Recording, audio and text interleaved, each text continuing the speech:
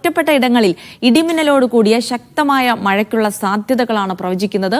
9 ജില്ലകളിൽ yellow alert പ്രഖ്യാപിച്ചു. ഉയർന്ന തിരമാല സാധ്യത കണക്കിലെടുത്ത് തീരദേശത്ത് ജാഗ്രതാ നിർദ്ദേശവും നൽകിയിട്ടുണ്ട്. എന്തായാലും മഴയുമായി ബന്ധപ്പെട്ട കൂടുതൽ വിശദാംശങ്ങൾ, മുന്നറിയിപ്പുകളൊക്കെ തന്നെ അറിയേണ്ടതുണ്ട്. സനിസ ശോഭാചന്ദ്രൻ തിരുവനന്തപുരത്ത് നിന്ന് വിവരങ്ങൾ നൽകും.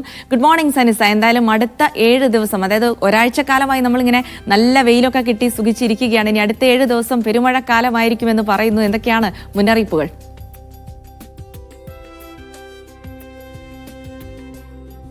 അതേ ജിൽസി, സംസ്ഥാനത്ത് വീണ്ടും കാലവർഷം സജീവമാകാൻ പോവുകയാണ്. ഇന്നും സംസ്ഥാനത്ത് ഒറ്റപ്പെട്ട അതിശക്തമായ ഇടിമിന്നലോട് കൂടിയ മഴയ്ക്കുള്ള സാധ്യതയാണുള്ളത്.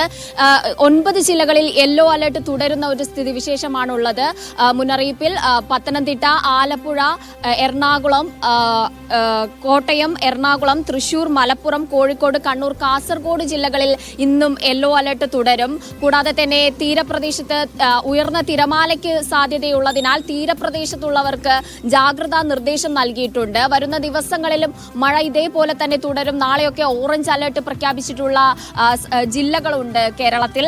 അതുപോലെ തന്നെ ഈ പെട്ടെന്ന് കാലവർഷം ഇങ്ങനെ കനക്കാൻ കാരണം കേരളത്തിന് മുകളിൽ പടിഞ്ഞാറൻ, വടക്കു പടിഞ്ഞാറൻ കാറ്റിന്റെ സാന്നിധ്യമുള്ളതായി മുന്നറിയിപ്പിൽ പറയുന്നുണ്ട്. അതുപോലെ തന്നെ ബംഗാൾ ഉൾക്കടലിന് മുകളിൽ ചക്രവാത ചുഴി രൂപപ്പെട്ടതായും ചക്രവാത ചുഴിയുടെ സാന്നിധ്യമുള്ളതായും മുന്നറിയിപ്പിൽ വ്യക്തമാക്കുന്നുണ്ട്. നാളെ മുതൽ 14 വരെ കർണാടക, ലക്ഷദ്വീപ്, കേരള തീരങ്ങളിൽ മത്സ്യബന്ധനത്തിന് പോകാൻ പാടില്ലെന്ന് കേന്ദ്ര കാലാവസ്ഥാ വകുപ്പ് വ്യക്തമാക്കുന്നുണ്ട്.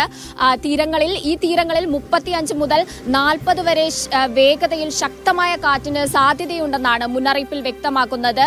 കൂടാതെ തന്നെ സംസ്ഥാനത്ത് ജൂലൈ 31 വരെ ട്രോളിംഗ് നിരോധനം തുടരും.